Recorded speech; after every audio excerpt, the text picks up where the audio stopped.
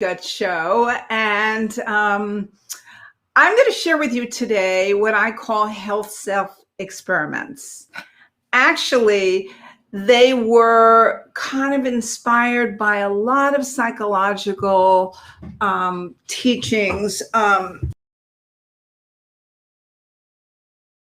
The gentleman who wrote Never Binge Again, and my desire to find a way for people to do lifestyle change that was non-threatening to them. Because a lot of times when you change things in your lifestyle, you get overwhelmed. I mean, if you've ever done a diet, you know what I'm talking about.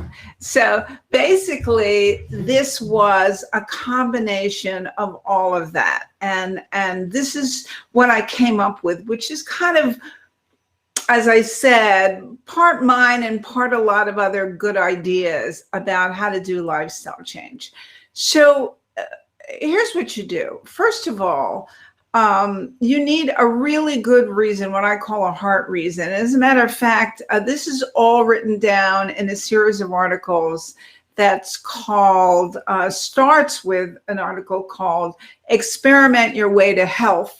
Experiment Your Way to Health, which I actually just republished on my website, www.healyourhealthnow.com. I would really suggest you go there and read that article, because this is just a summary and it goes in depth. And there's two other articles, which I'll talk about further on in the week. And really, it's really a great tool, because number one, you're setting up parameters for yourself.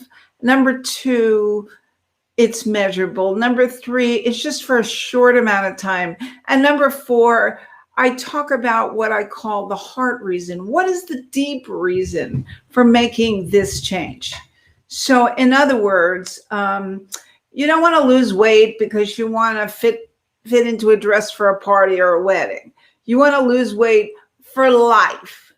And most people don't consider it that way. They go, oh, no, I need to lose 20 pounds in 5 seconds for this event. That's not the way it's good to do weight loss. Because what ends up happening is you go back to what you did and you gain more weight, and then you wonder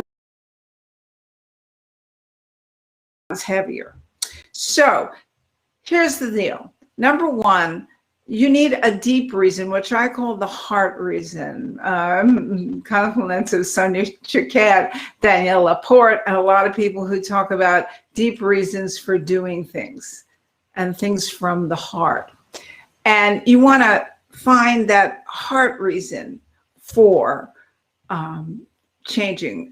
Recently, I did an experiment in intermittent fasting that was actually a success. I talk about it in the article. And basically, my heart reason was, I'll be 76 this month. I was 75 when I started that. And I really wanted to lose weight for the rest of my life, so I wouldn't carry around my 20-pound sacks of potatoes, right? And also being more mobile and having more energy and so forth and so on. I just want to live a better life. And that was the best way I knew to lose weight. Okay.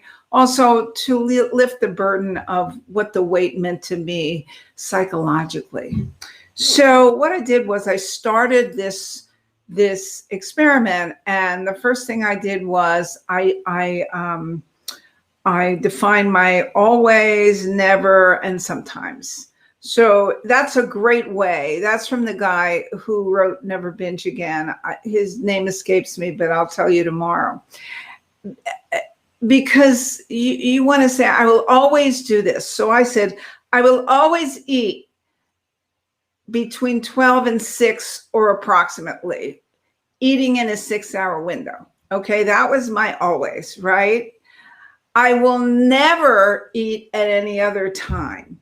Okay. And I give myself some parameter there, because I'm not a rigid person and I'm never perfect. And then I will sometimes drink wine when I'm out to dinner.